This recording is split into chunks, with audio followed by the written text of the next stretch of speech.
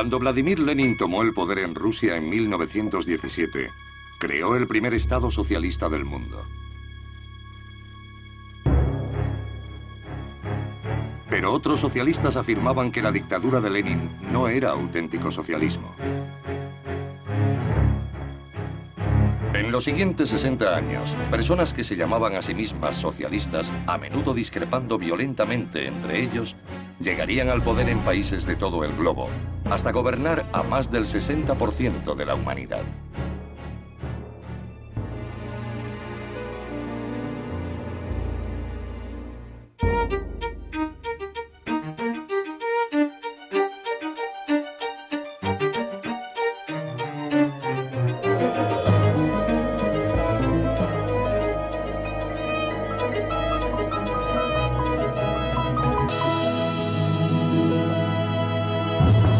Socialismo, el paraíso terrenal. He visto el futuro y funciona. Esas fueron las palabras del periodista norteamericano Lincoln Stephen tras visitar la Unión Soviética en 1919. Aunque la revolución bolchevique aterrorizaba a mucha gente en todo el mundo, parecía validar la profecía de Marx de que el triunfo del socialismo sería inevitable. Soy Ben Wattenberg. Bienvenidos a la segunda parte de Socialismo, el paraíso terrenal. En esta entrega, la revolución comunista se extiende a China. El socialismo democrático llega a Europa y el socialismo emerge como un nuevo camino hacia el crecimiento económico en el tercer mundo.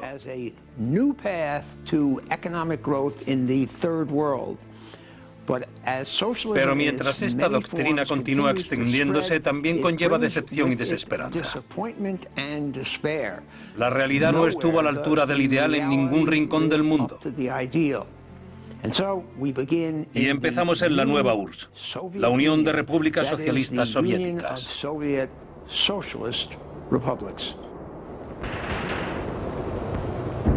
Vladimir Lenin murió de una hemorragia cerebral en enero de 1924. Tenía solo 53 años. Pero en su vida relativamente corta, había trazado un camino al poder para revolucionarios de todo el mundo. Lenin electrizaba, emocionaba, inspiraba y aterraba a gente de todo el mundo dependiendo de su mentalidad. Y lo que resulta curioso es que él diera vida al fascismo.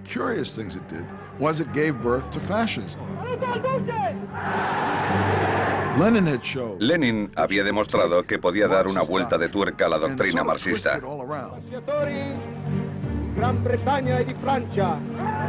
En Italia estaba Mussolini, quien decía que él también era un revolucionario. Para el Duce, como para Lenin, hacer la revolución era lo primero. Decía, si pudiéramos apartar a los proletarios y convertirnos en su vanguardia, podríamos sustituir al proletario y poner a la nación en su lugar. En toda Europa hubo grupos de socialistas que de repente se hicieron nacionalistas.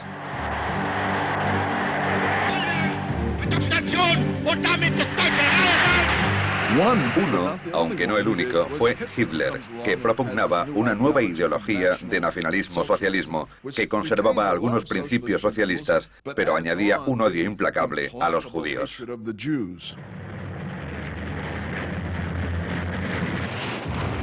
Benito Mussolini unió fuerzas con Adolf Hitler para iniciar una guerra mundial más devastadora aún que la anterior. La alianza entre Italia, Alemania y el Japón imperial puso a Mussolini frente a sus antiguos camaradas socialistas.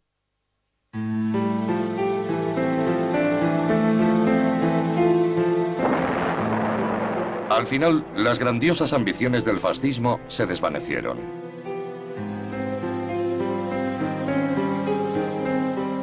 El mundo vio por última vez el cuerpo de Mussolini colgado en una gasolinera abandonada de Milán. Al día siguiente, Hitler se suicidaba. Con la derrota de las potencias del eje, la ideología fascista se desmoronó. Pero la muerte de este extraño vástago solo allanó el camino para que florecieran otras ramas del socialismo. Después de la Segunda Guerra Mundial, el comunismo se propagó como nunca antes. Los triunfos del ejército de la Unión Soviética en la Segunda Guerra Mundial crearon el marco perfecto para que los gobiernos comunistas tomaran el poder en Europa Oriental y Corea del Norte. Pero la mayor conquista del comunismo estaba aún por llegar. 4 años después del final de la guerra, en China, fuerzas insurgentes comunistas expulsaban al gobierno nacionalista pro-occidental del país.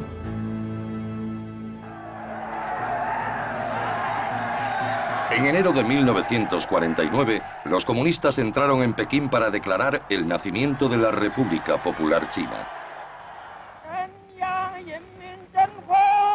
Su líder era un intelectual de 55 años llamado Mao Zedong.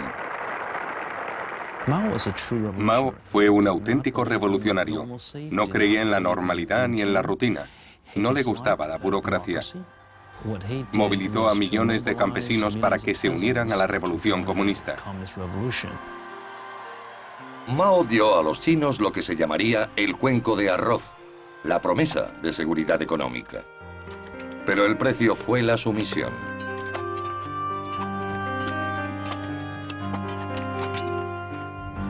El partido terminaría controlándolo todo. Los libros que leer, la ropa que llevar, incluso con quién casarse y cuántos hijos tener. Mao creía que la gente no tenía que esperar cambios en el sistema social, sino cambiar a los seres humanos como eran. Eso significaba reeducarlos y apartarlos de su antigua cultura. Lenin permitió que su pueblo leyera los clásicos y tuviera acceso a la literatura antigua. Pero Mao cortó eso de raíz. Durante un tiempo solo pudieron leer los sandeces del Libro Rojo.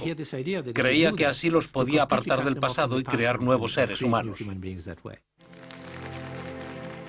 China siguió el modelo soviético de industria nacionalizada y agricultura colectivizada durante casi una década.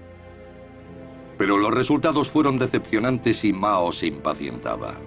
Se desilusionó con el modelo soviético y pensó que podría mejorarlo imponiendo el comunismo de la noche a la mañana. Era un pensador utópico.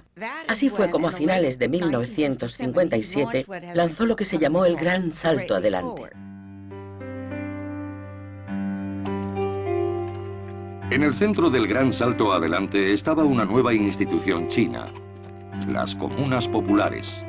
Más de 23.000, que integraban a 500 millones de personas.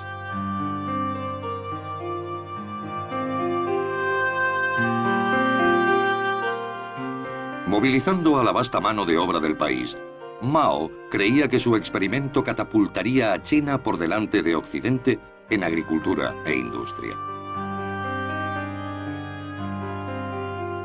Pero el desenfrenado compromiso del país con el Gran Salto Adelante desembocó en cuotas de producción demasiado altas y productos de calidad inferior.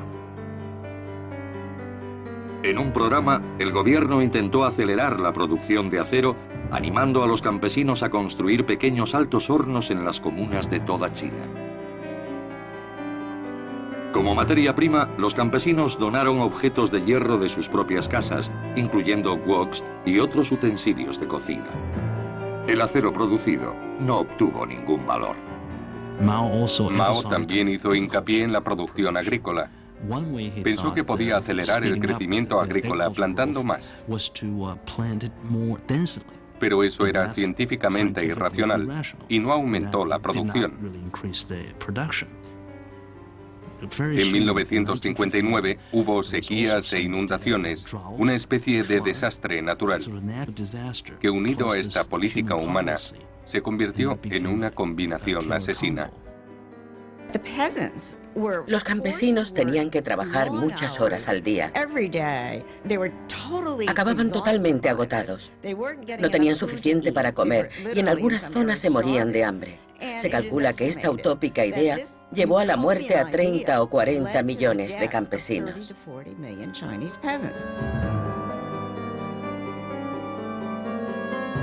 Un siglo antes, Karl Marx había soñado con la fase final del socialismo. Una sociedad de culminación humana donde una persona pudiera cazar por la mañana, pescar por la tarde y escribir poesía por la noche. Lo llamó comunismo. En Rusia y China, la palabra pasó a tener un significado muy diferente. Pero el comunismo no fue la única forma de socialismo que floreció después de la guerra. En Europa Occidental y otros lugares, una versión conseguía nuevos triunfos. Se llamaba socialismo democrático o socialdemocracia. Sus partidarios estaban convencidos de que aún se podía rescatar la verdadera esencia humana y democrática del socialismo de imposturas como el fascismo y el comunismo. A la cabeza del movimiento estaba el Partido Laborista Británico, que desafió a Winston Churchill en las primeras elecciones generales después de la derrota alemana.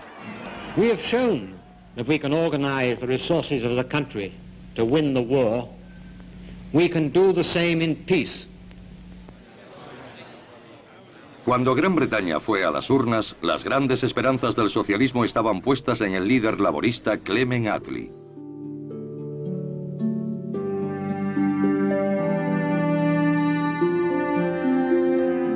Clement Attlee era el tímido hijo de un famoso abogado londinense. Los Attlee tenían una casa de recreo y 5 criados. Eran cristianos fervientes y voluntarios activos. En primer lugar, hay que entender que Clement Attlee llegó al socialismo a pesar de sí mismo. No quería estar ahí. No era para lo que lo habían educado. Él tenía las opiniones conservadoras de un hombre de su clase de la época. Attlee se licenció en Oxford y se dedicó a las leyes. Entonces, una noche de otoño, su hermano le invitó a visitar una organización para niños desfavorecidos en el barrio de Limehouse del East London. Vio por primera vez las condiciones en las que vivían los pobres en Inglaterra y aquello le cambió la vida. Vio a niños muriendo de hambre. Vio grandes familias viviendo en pequeñas habitaciones sin muebles, sin comida ni calefacción. Vio la completa miseria en la que vivían los pobres y lo comparó con la vida en la que él se había criado. Eso le hizo socialista. Año y medio después, con 24 años, Attlee asumió la dirección de la organización y se mudó. El barrio de Limehouse se convertiría en su hogar durante los siguientes 14 años. En 1908 se unió a un grupo de socialistas del Partido Laborista Británico. Attlee creía que si la gente vivía en chabolas, si enfermaba y no tenía los cuidados médicos adecuados, crecería siendo diferente a los que gozaban de prosperidad. Una doctrina del socialismo dice que hay que cambiar el entorno físico si quieres mejorar la naturaleza humana. Esas eran sus ideas. Attlee se presentó voluntario para combatir en la Primera Guerra Mundial y luchó con gran valor. Cuando el gobierno movilizó la economía para la guerra, él y otros pensaron que el socialismo podía funcionar. La influencia de los socialistas dentro del Partido Laborista crecía. En 1918, revisaron su doctrina para apoyar la propiedad colectiva. El Partido Laborista Británico no había empezado como socialista, sino como laborista, como una manera de que los sindicatos obreros tuvieran más representación en la política. Pero después atrajo a más intelectuales socialistas de clase media. En 1918, y para contentar a esta clase media, el partido adoptó un programa que abrazaba de forma explícita el socialismo como ideología. Y lo hicieron en la parte denominada cláusula cuarta, que decía básicamente: creemos en una sociedad en la que todo el poder productivo es de propiedad social, refiriéndose al gobierno o a la comunidad. Attlee se convirtió en el líder del Partido Laborista. Durante la Segunda Guerra Mundial fue el segundo tras Winston Churchill en el gobierno de unidad nacional de Gran Bretaña.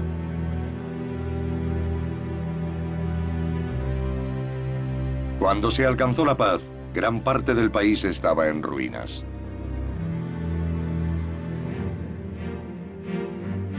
En junio de 1945, la nación celebraba sus primeras elecciones generales en casi una década. El triunfo se lo disputaban Winston Churchill y Clement Attlee. Dos hombres que se habían unido para luchar contra los alemanes, pero que ahora tenían diferentes visiones sobre la reconstrucción del país. Si le preguntaban a cualquier familia británica, incluidos los laboristas más fervientes, a quién sentarían a cenar en su mesa, habrían elegido a Winston Churchill en vez de a Clement Attlee. Pero Churchill parecía simbolizar el pasado, el desempleo, la pobreza, la falta de servicios médicos, un inadecuado sistema de educación. Attlee era una figura mucho más retraída, un hombre de pocas palabras, con poco carisma personal, pero que simbolizaba lo que quería el pueblo británico. A mediodía del 26 de julio, los resultados estaban claros. Los laboristas conseguían una victoria aplastante. Never before have the electors shown clearly their desire that there should be in this country a Labour government carrying out Labour's full policy. Nunca antes el socialismo había ganado de forma tan clara un mandato. Ganaron las elecciones por un asunto, el estado del bienestar. Attlee tenía la visión de un nuevo Jerusalén, de un estado de bienestar, de una ciudad en una colina, de una sociedad que proporcionaría seguridad nacional global. Era un gobierno reformador y radical que pretendía transformar la sociedad británica. Junto al sistema de bienestar social, la otra piedra angular de la nueva política de Attlee fue la nacionalización. Los estatutos del partido aún conservaban la famosa cláusula cuarta. Attlee tenía ahora la oportunidad de llevar la propiedad pública al país. Let's go forward into this fight in the spirit of William Blake. I will not cease from mental fight, nor shall the sword sleep in my hand, till we have built Jerusalem in England's green and pleasant land. Attlee había publicado un libro titulado El Partido Laborista en Perspectiva en los años 30, pero lo reeditó cuando fue primer ministro y con una introducción que refrendaba los mismos puntos. Apelaba a un socialismo completo. Venía a decir que quería nacionalizar la industria y que la pequeña industria podía seguir en manos privadas durante un tiempo. Pero su visión a largo plazo era la de una economía plenamente nacionalizada.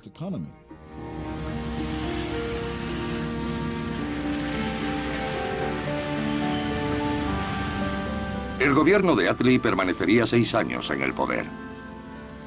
Antes de dejar el cargo en 1951, había nacionalizado gran parte de la industria del país y había introducido una serie de programas para el bienestar social. Nacionalizó la industria del carbón, el ferrocarril, el acero, el transporte por carretera, el gas y la electricidad. Creó un Servicio Nacional de Salud, de Seguridad Social. Estableció un sistema de pensiones por derecho que dignificaba a los mayores. Fueron 6 años de mucho trabajo. No creo que ningún gobierno haya hecho tanto. Mientras el gobierno de Attlee utilizaba el socialismo para reconstruir Gran Bretaña, en otro lugar del mundo, la doctrina se usaba para construir una nación. Una Gran Bretaña rota por la guerra ya no podía mantener su imperio en el extranjero. Y uno a uno, colonias y territorios empezaron a independizarse.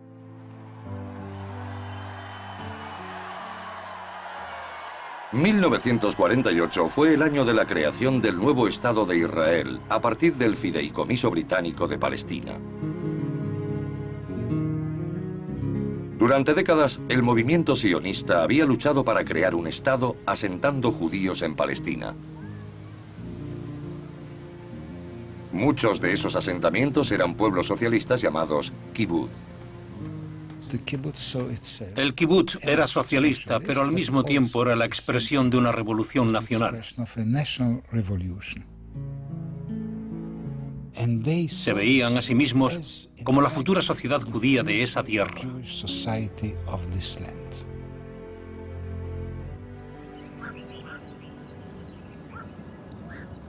El Kibbutz Ginosar está situado en la orilla occidental del mar de Galilea. Fue fundado en 1937 por un grupo de jóvenes socialistas. Pronto se convirtió en la base del Palmach, la unidad de élite de las fuerzas de defensa judías. Queríamos influir en el país. Esa era la idea. Influir y propugnar la igualdad y todas nuestras creencias. Moshe Abbes llegó al Kibbutz Ginosar en 1940 cuando solo tenía 20 años. En esos primeros años el kibbutz no tenía suficientes tiendas, por lo que dormía en el suelo. Pero para Moshe y otros, el sacrificio mereció la pena. El espíritu del kibbutz nos dio la fuerza para vivir así. Una vez, cuando me preguntaron si era religioso, les dije que yo tenía una religión y que esa era el kibbutz. Cubría todas mis necesidades.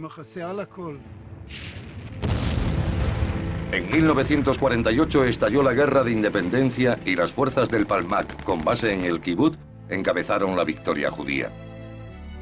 Con el apoyo del nuevo Estado de Israel, Ginosar empezó a prosperar. Se construyeron casas permanentes. Se inició una rentable política de pesca. Se empezaron a criar pollos. Producían leche y miel y se sembraron plátanos, mangos, olivos y tomates.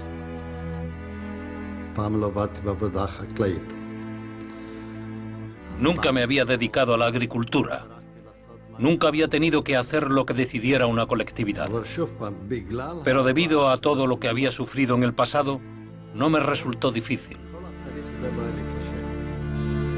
Isaac Rotem se estableció en Ginosar en 1948. Es uno de los cientos de miles de judíos europeos llegados a Israel tras el Holocausto.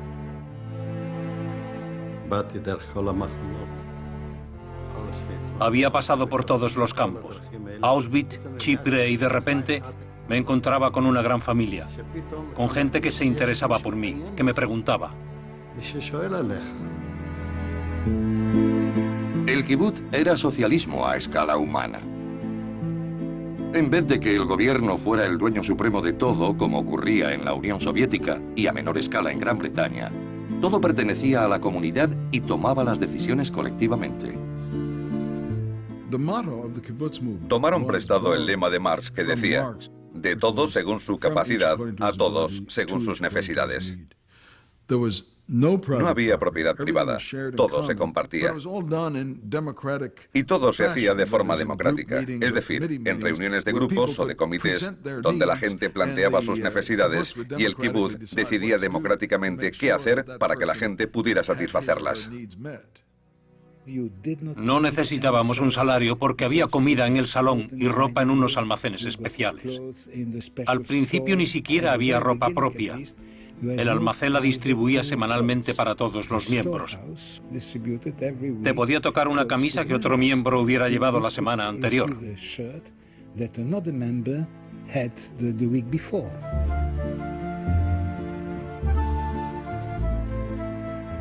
Como muchos otros experimentos comunales, incluido el de New Harmony de Robert Owen, el kibbutz incluso intentó reformar la vida familiar.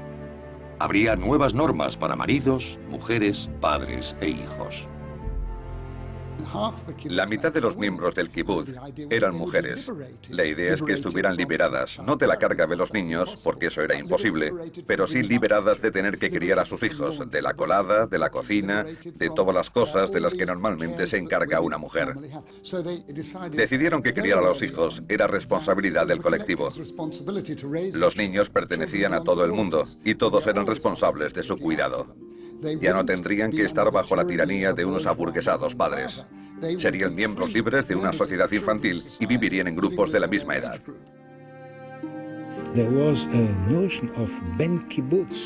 Existía la noción del Ben Kibbutz, hijo o hija del kibbutz. Incluso en algunos, cuando nacía un niño, se reunía la Asamblea General para decidir su nombre.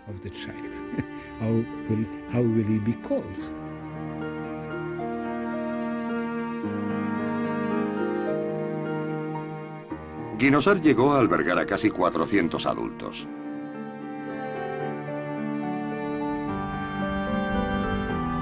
El movimiento del kibutz crecería hasta alcanzar 270 comunas con más de 130.000 miembros, un 5% de la población de Israel, y tendría un papel preponderante en la vida del nuevo Estado. Para empezar, marcaron la frontera en el norte, el oeste, el sur, en todas partes. Allá donde hubiera un kibutz, estaba Israel. Hicieron mucho por la agricultura. Pasó el tiempo y aportaron su granito de arena a la industria. También contribuyeron políticamente. Los dos primeros ministros fueron miembros del kibutz. En el primer gobierno lo eran casi la mitad. Una quinta parte del parlamento eran miembros de estas comunas. Al principio, todos los jefes del ejército también lo fueron. Me atrevo a decir que, sin los kibutz, no habría existido el Estado de Israel.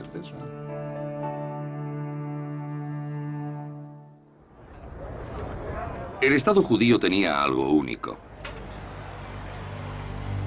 Pero eligiendo el socialismo como estrategia de desarrollo, Israel formó parte de una oleada generalizada. Para los países que buscaban la independencia tras la Segunda Guerra Mundial, la planificación estatal se presentó como el camino más rápido hacia la prosperidad.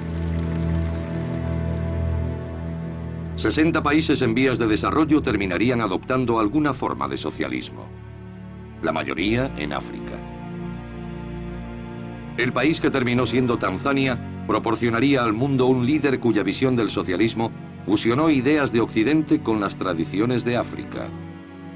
Su nombre, Julius Nyerere.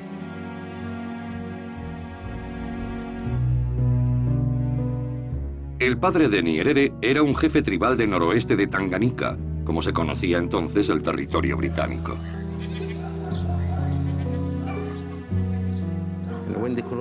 Cuando los colonialistas querían que algún miembro de la familia del jefe fuera al colegio, lo apartaban de sus cabras y lo obligaban. Así empezó Julius.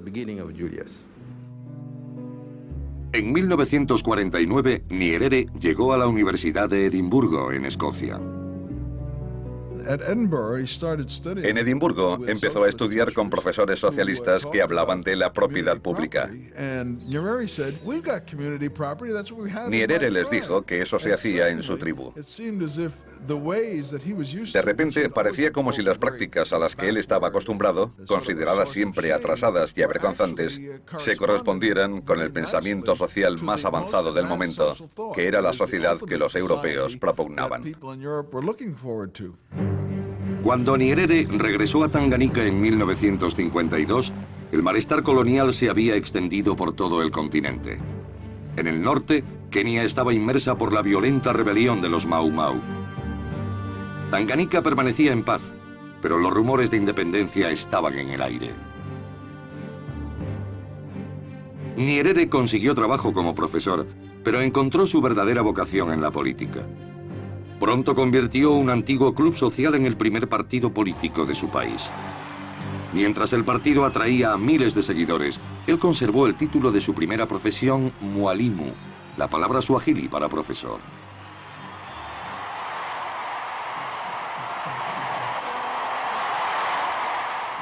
En 1961, Tanganica consiguió finalmente su independencia de Gran Bretaña.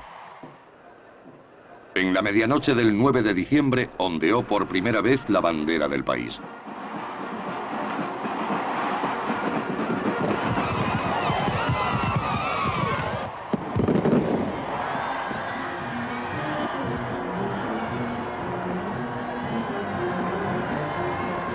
Al año siguiente, Tanganica invistió a Julius Nyerere como su primer presidente. Fue elegido con más del 98% de los votos. Nyerere se dispuso a acabar con los tres dragones que asolaban el país: la ignorancia, la pobreza y la enfermedad. Su arma sería el socialismo, fusionado con las antiguas costumbres tribales de África. La palabra que usó para describirlo fue ujamaa, clan en suajili. Mi padre creía en el socialismo. Después de la independencia, la mayoría de los tanzanos eran analfabetos. No éramos ricos, así que había que avanzar juntos. Rosemary Nyerere nació el mismo año que su padre llevó al país a la independencia. Ahora es miembro del Parlamento. Mi padre solía decir, no hay nada nuevo, porque así es como vivimos. En un típico pueblo tanzano no se ven núcleos familiares formados por madre, padre e hijos. Nosotros tenemos mucha gente viviendo alrededor. Nos ayudamos unos a otros. No es nada nuevo. En 1967, Tanganyika se unió con la isla de Zanzíbar para convertirse en Tanzania. Nyerere llevaba más de 4 años abogando por su socialismo africano, pero aún no lo había impuesto en el país. Entonces decidió convertirlo en ley. Nyerere diseñó el camino hacia el socialismo en un discurso que fue conocido como Declaración de Arusha. Fue una declaración, no solo para Tanzania, sino para toda África. Otros africanos se fijaron en él porque era el intento más completo y más ambicioso de crear una especie de manifiesto comunista para África.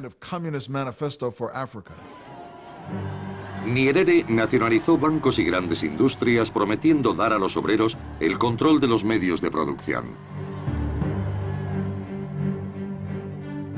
Las inversiones extranjeras serían rechazadas en nombre de la independencia. Según Nyerere, el socialismo prepararía el terreno para la verdadera independencia. Con la declaración divulgó muchas cosas, una especie de utopía. Parecía que junto al desarrollo económico se creaba un nuevo ser humano. Era una teoría que se preocupaba por la gente. Fue un periodo muy emocionante. Nyerere animó a los tanzanos a convertir sus comunidades en cooperativas, a las que llamó pueblos Ujamaa.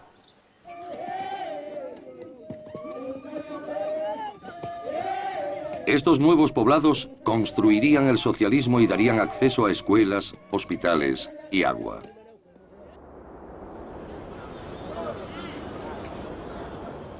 Frente al puerto de la capital, Dar es Salaam, Gesalole se convirtió en pueblo Ujamaa en 1971.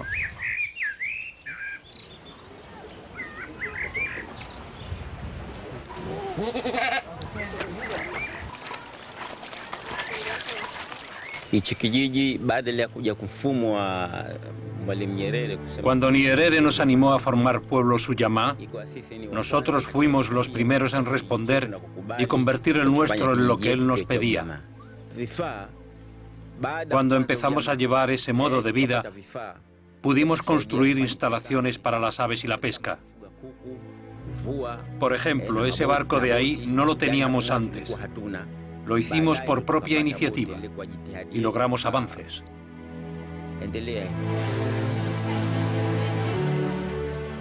La visión de Nyerere del socialismo africano consiguió la admiración de muchos países de Occidente.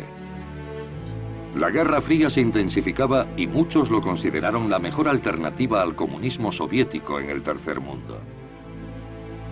Empezó a recibir apoyo moral y económico. Empezaron a llegar presidentes del Banco Mundial, jefes de agencias de ayuda. Los estudiantes pasaban medio año o un año en la Universidad de Dar es Salaam. A mediados de los años 60 y principios de los 70, la universidad era un gran centro de reuniones. Fue un intento serio y razonable de socialismo. Existía la sensación generalizada de que había que apoyar ese experimento. Los rumores sobre el potencial del socialismo en el tercer mundo llegaban a Europa en medio de profundas decepciones. En países como Gran Bretaña, Las pensiones y la seguridad social continuaban contando con gran apoyo. Pero la planificación estatal no había cumplido sus promesas. En los años 60 en Gran Bretaña hubo una gran tensión. Ahí estaba la clásica imagen de los 60 con los Beatles, los Rolling Stones y el mundo de Carnaby Street. El problema era que la energía creativa que se desarrollaba en la música y la ropa no llegaba a la mayor parte de la economía británica. Hubo un estallido de color y efervescencia, pero ocultaba que la economía iba de mal en peor. Vivíamos de los créditos del pasado. La industria estaba en declive, como la minería de carbón, los astilleros y el acero. Nadie sabía de dónde iba a salir el dinero a partir de ese momento. Era un falso paraíso. En 1971, el Times de Londres describió el estado del país como la enfermedad británica. El problema con el estado del bienestar no era que quisiera distribuir bienes a los ingleses. El problema era que una sociedad centrada en cuestiones de consumo no era una sociedad que fuera a solucionar los problemas económicos subyacentes relacionados con la producción, la eficiencia y el hecho de competir en un mercado global. Había un desequilibrio. El mundo estaba cambiando y parecía que la industria británica no podía seguir el ritmo. Las leyes aprobadas para proteger a los obreros británicos impedían ahora que la dirección cambiara viejas prácticas. Los obreros exigieron y consiguieron una subida de salarios, incluso cuando la productividad se estancó. En 1975, la inflación alcanzaba el 24%. Los convenios salariales aumentaron la inflación. Eso desembocó en una espiral inflacionista muy difícil de controlar. Desde 1945, gobiernos laboristas y conservadores por igual habían mantenido los programas sociales y muchas de las nacionalizaciones de Clement Attlee. Pero a mediados de los años 70, una creciente facción dentro del Partido Conservador culpó directamente al legado del gobierno de Attlee. Según ellos, lo que ocurrió en la Gran Bretaña de posguerra fue que el socialismo, los sindicatos y un costoso estado de bienestar llevaron a un declive político y económico. Aquel estado de bienestar creó una cultura de dependencia, privó a la gente de iniciativa, de responsabilidad, afectó al mercado, imposibilitó que el país hiciera nada.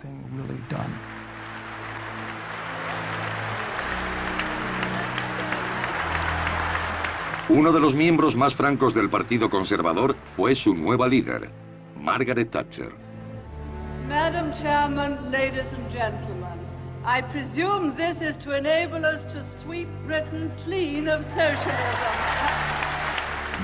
La señora Thatcher no soportaba la idea de que se diera por hecho el declive de Gran Bretaña. Lo rechazaba. Pensaba que era un país grandioso. Estudiando lo que podía estar mal, decidió que lo que necesitaba la economía era una espectacular remodelación para hacer que la gente volviera a ser independiente. Y sobre todo, acabar con el poder del movimiento sindical.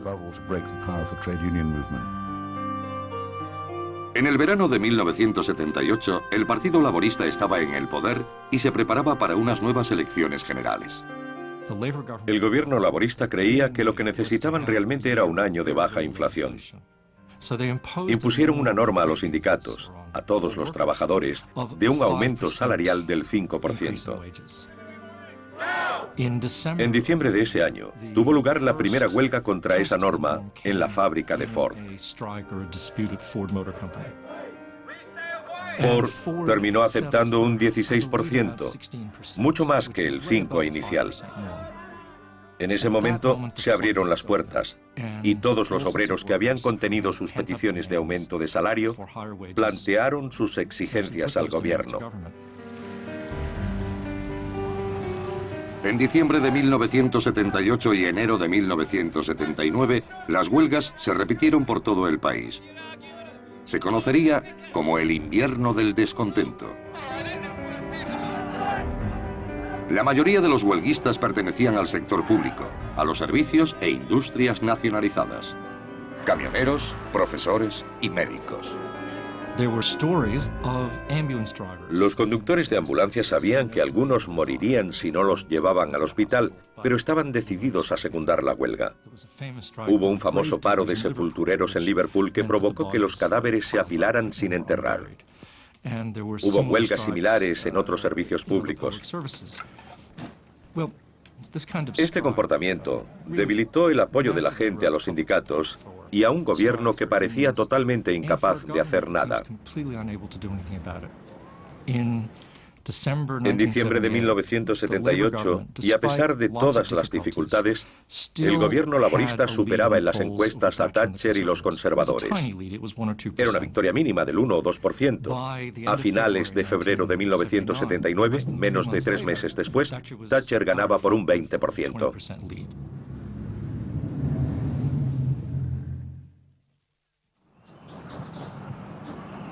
En Israel, el socialismo también estaba perdiendo parte de su tirón.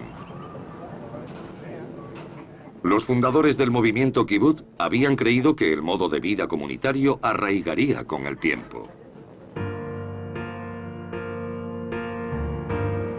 Pero los años pasaban y la tendencia de los Kibbutz se apartaba del colectivismo.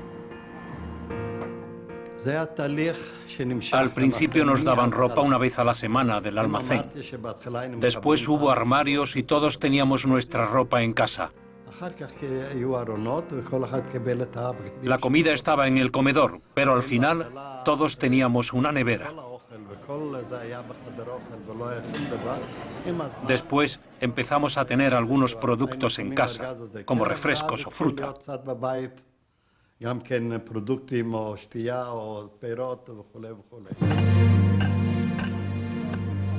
Después del nacimiento del Estado de Israel, el movimiento hacia la privatización se aceleró.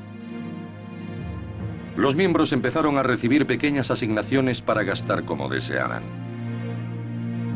Los cambios también se extendieron a las familias. Los niños de los kibbutz habían vivido y dormido en una casa comunitaria. Pero a principios de los años 70, algunos padres empezaron a cambiar de opinión. Lo de dormir todos juntos sonaba muy bien, pero era muy frustrante para los padres, especialmente para las madres que sentían que no estaban el tiempo suficiente con sus hijos. No podían verlos, sentían que no podían darles suficiente amor. Las casas de los niños empezaron a quedarse vacías. Muchos poblados obtuvieron créditos para añadir habitaciones a la casa de los padres. En medio de estos cambios internos, el kibbutz sufrió un golpe desde fuera. En mayo de 1977, Menachem Begin llevó al poder un gobierno conservador por primera vez en la historia israelí. El antiguo gobierno laborista estaba fuera y con él los subsidios, exenciones de impuestos y contratos que habían otorgado a los kibbutz. Hubo una época en la que Israel nos quería, porque vivíamos en zonas problemáticas, producíamos alimentos. Éramos los héroes de este país. Al final, el Estado nos dio a entender que ya no nos necesitaba. El nuestro era un lugar de residencia como cualquier otro y nos pidió que fuéramos independientes.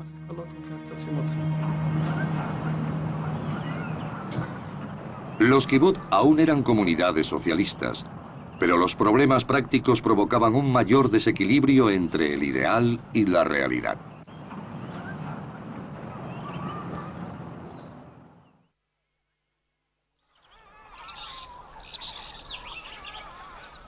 En Tanzania, la decepción fue a más. Empezaba a parecer que la versión socialista de Julius Nyerere no era tan democrática como esperaban sus partidarios. En 1965, 3 años después de ser elegido presidente, modificó la constitución del país para prohibir todos los partidos políticos, menos el suyo. En cierto momento le preguntaron si un sistema de partido único incluiría garantías contra el abuso de poder. To some extent there are safeguards, but I have sufficient power under the Constitution to be a dictator. This is a dilemma of this movement. Sometimes you build the leader to the extent that at the end, when you think you have become free, the fellow has become so powerful you don't know what to do with him. Nyerere buscaba más allá de Occidente un modelo de socialismo que encajara más con un país pobre como Tanzania. En 1965 hizo su primera visita a China. El año que fuimos a China, Tanzania sufría hambruna. En aquel momento éramos solo 15 millones de personas. En China había 1.000 millones y todos comían. 1.000 millones. Hacían sus propios ferrocarriles, tenían ingenieros, construían sus casas y carreteras. Y nosotros no podíamos hacer ni siquiera un puente. China empezó a interesarse por el desarrollo de Tanzania. Terminaría contribuyendo con más de 2.000 millones de dólares en ayudas, más de lo aportado por cualquier otro país. La amistad entre ambos estados se intensificó y la visión de Nyerere del socialismo pareció virar cada vez más hacia el modelo chino.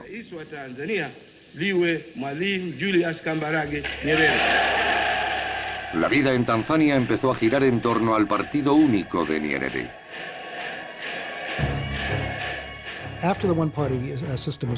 Después de que se pusiera en práctica el sistema de partido único en 1965, el país empezó a ser cada vez más autoritario. Se estableció, por ejemplo, la Juventud del Partido, que pretendía de alguna manera imitar a la Guardia Roja de China. Los grandes periódicos eran del régimen. Los medios de comunicación estaban bajo el control del gobierno. El movimiento de sindicatos independientes fue absorbido por el partido gobernante. Toda asociación independiente fue suprimida o sometida al control del partido.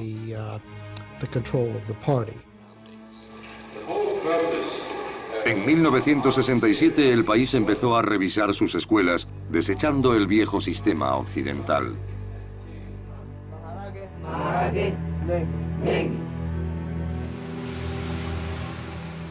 Los estudiantes empezarían entonces a aprender profesiones técnicas y la ideología socialista. Dejó de estudiarse ciencia, física, química y biología. Decían que eso era un triunfo, pero para nosotros fue el final de todo. Christopher Tikila es pastor de la Iglesia de la Salvación de Dar es Salaam y líder del partido de la oposición en Tanzania. Ha sido arrestado más de 20 veces por su actividad política. Sus problemas con el gobierno comenzaron cuando estaba en secundaria. Todos los profesores eran de Occidente y nos enseñaron la santidad de la vida humana, la dignidad y esas cosas. De repente, esa gente a la que nos habían hecho llamar hermanos, porque vivían en democracia y disfrutaban de derechos humanos, eran ahora imperialistas. Estaba confuso. Los tanzanos no abrazaron todos los aspectos del experimento socialista de Nyerere. Por mucho que se les animó, no se desplazaron a los pueblos Ujamaa. En 1973, Nyerere perdió la paciencia. Ordenó redistribuir a todos los tanzanos por los pueblos planificados en menos de 3 años. Hubo problemas desde el principio. Durante la ejecución del programa se cometieron algunos errores. A veces un pueblo se reubicaba en un lugar donde no había agua. A veces los hombres del gobierno se comportaban de una manera brutal. Esas cosas pasan a veces.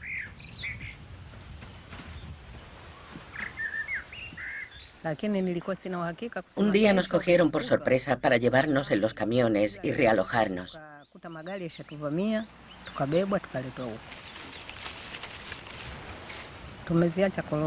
Tuvimos que dejar las castañas allí, cuando estábamos a punto de recogerlas. El pueblo de Satuni Abasi fue reubicado en 1974. No todos quisieron irse.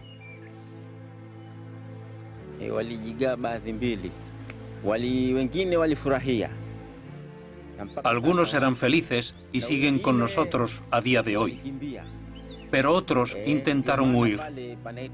Por eso ese lugar de ahí se llama el Mango de la Milicia, porque allí se apostaba la milicia para tenerlos bajo control y evitar que escaparan. La producción en los pueblos era desastrosa. En 1970, Tanzania produjo suficiente excedente de maíz para exportar más de 500.000 de toneladas al año. 4 años después, el país tenía que importar casi lo mismo para alimentarse. Las industrias propiedad del gobierno no estaban mejor. Sirva como ejemplo la fábrica de zapatos de Morogoro. A principios de los 80, funcionaba al 4% de su capacidad. El conflicto en la frontera de Tanzania con Uganda y una crisis internacional del petróleo golpearon aún con más fuerza la economía. Después de la guerra, las cosas empeoraron. Había escasez de todo. Recuerdo tener que caminar hasta Kenia para volver con pasta de dientes, jabón y cosas así. Tampoco había mucha comida. Se pasaba hambre.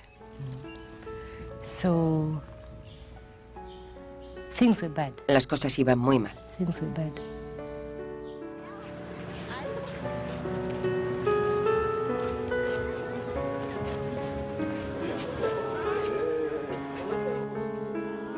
Julius Nyerere había logrado crear una nación, pero el socialismo no había conseguido hacerla próspera.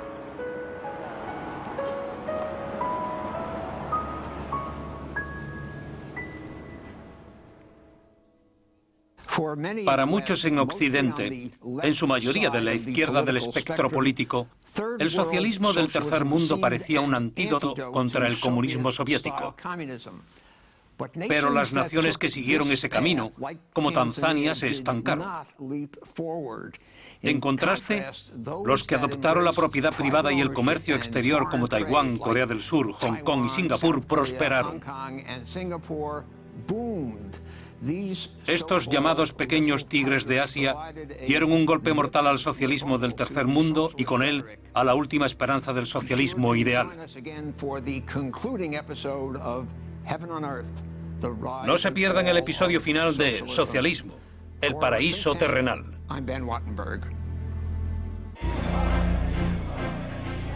En Oriente cae el comunismo mientras en Occidente se reinventa la socialdemocracia.